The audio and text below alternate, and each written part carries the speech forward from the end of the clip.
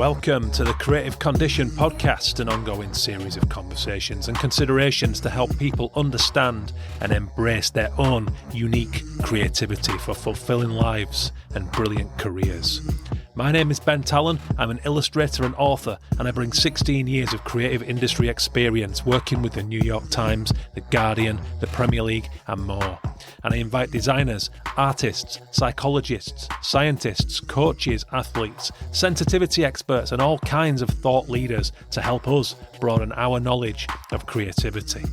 Creativity is a fundamental pillar of human happiness, a vital ingredient in the solutions to our problems, but so often misunderstood. The show is supported by founding sponsor and B Corp, Illustration X. Take a look at their stunning range of illustrators and animators at illustrationx.com. If you like the music for the show, it's by Dirty Freud, who you can listen to now on Spotify and all good music streaming services. Hello and welcome to the show. My name is Ben Talon. This is the Creative Condition podcast. Thank you for tuning in. How are you doing? How's that creativity looking? I hope you are well. So this is the recap episode. It's been a busy old run recently. You might have noticed I've been changing up the format. So with every episode now, every guest episode, we've got a full-length episode. A lot of my chats come in somewhere between an hour and 90 minutes, a little bit long for people who are time poor. So I've been producing a lovely highlights edition, somewhere between 30 and 40 minutes, sometimes 20 if it's a shorter chat.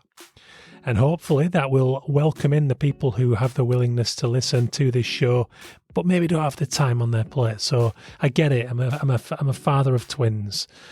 I am blessed with studio listening time, but there are times when I need to just digest the essentials. So that's what I'm offering up. And now this is point 3 in the week. This is the recap. So we're going to be getting into Alex Paske this week, the judoka, who joined me to talk about flow states in fight sports. One of my favourite episodes today. I love this one, and there were so many correlations between judo and artistic practices and being in the optimal performance zone and the value of craft and putting in those 10,000 hours so that when you get into a performance state, it's ready to go. It's a skill that you've mastered. It's right there and it comes unconsciously. So we're going to be looking at that in a second. Before I do, you can get the Creative Condition book at bentalonwriter.com/shop for your lovely signed paperback, all 380 some pages. Go and get that copy now. You can also grab it on Kindle for you ebook readers, and the audiobook will be coming one day. Keep saying I'm about to start that and then just not finding the time, but I do need to start prioritising that. Big thank you to the founding sponsor of the show, illustrationx.com. Check out their global range of illustration and animation portfolios now, along with their brilliant Trend X industry frontline report at illustrationx.com. And a big thank you also to an organisation I'm doing my best to support, and I hope you'll join me in taking a look, the Ukrainian Institute, supporting the Ukrainian creative community in a horrific time of war. Help them out now. Might be a share, might be a commission, might be just a bit of voicing your support for what they're going through, and of course their talent, ui.org.ua. So let's get into it. What did we learn this week about creativity from Judoka Alex Paske? Practice makes permanent. Alex firmly believes that the thousands of hours of practice, the genesis of craft or mastering an art, is what enables us to access the optimal performance zone. He explained to me that following a judo fight, he'll have to watch the fight recording back to even know what he did. How crazy is that? That's what a flow state is all about. It's about tuning out of everything around us and tuning in hyper-focus style into the action that meets halfway with our talent.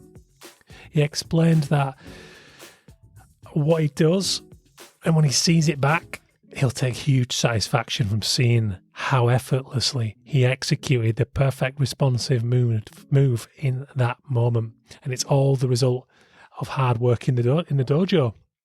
It's the same for us creatives. We have to do the time. We have to practice.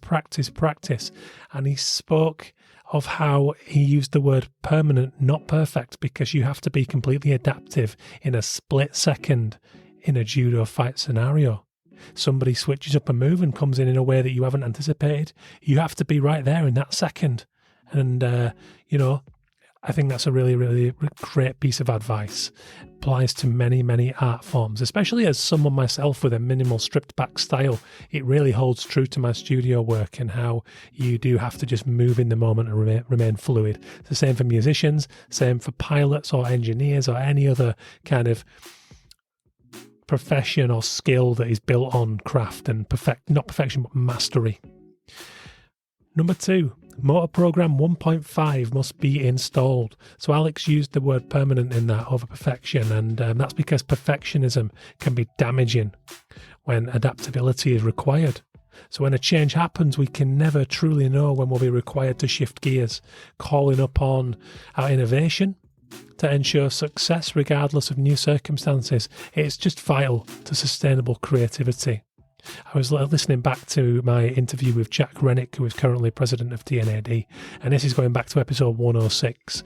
And Jack cracked me up when she said that in an interview scenario, she likes to ask some interviewees what use there would be to her in an apocalypse.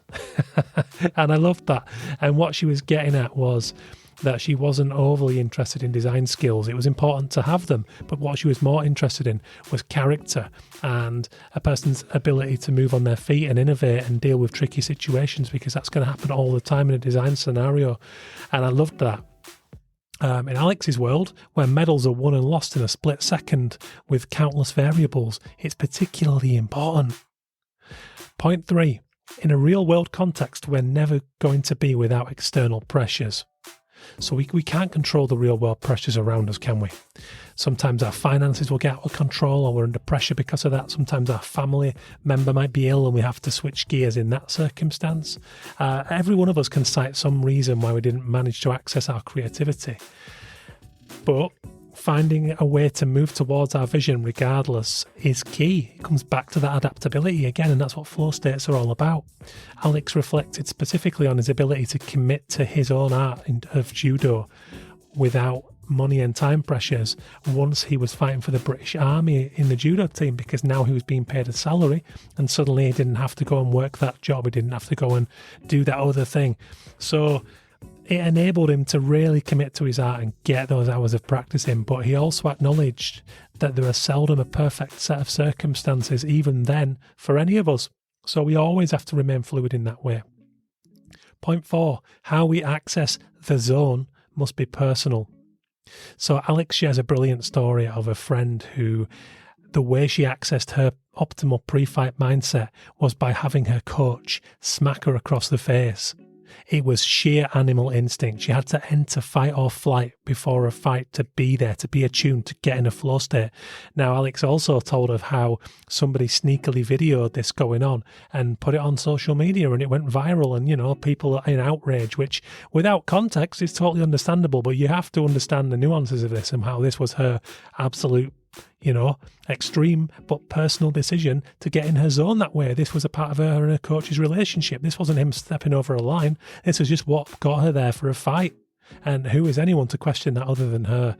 But it is really worth paying attention to the way that we respond to various situations and varying degrees of pressure in order to take control of our responses in those circumstances. And when we work in performance-based things, whether it's an editorial deadline or a live artwork or, anything that involves us getting up there and performing in the heat of the moment, knowing how to respond and to access that kind of zone is really important. And the last point, language and inner monologue are key. So the flow state depends on an absence of inner monologue. It's about a perfect synchronicity of ability and talent. And to get into that space, to flow so effortlessly, we have to be absent of inner monologue. Alex talks about seeking that place where there's no internal chatter, whether it's good or bad, but also when there is language, whether it's external or it's our own inner monologue. The nature of that can be really important, and I found that really interesting.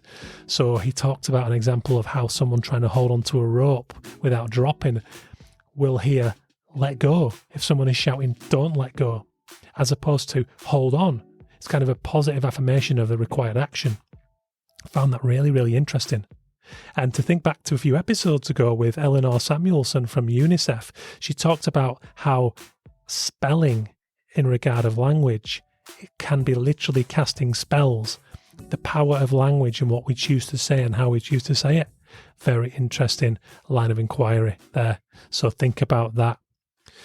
That's it from me for this one. I hope you've enjoyed this. There's much more to take away from Alex Paske, so please do go and listen to the highlights episode or the full length episode, depending on your schedule. And I will see you next week. Cheers, guys. Take care.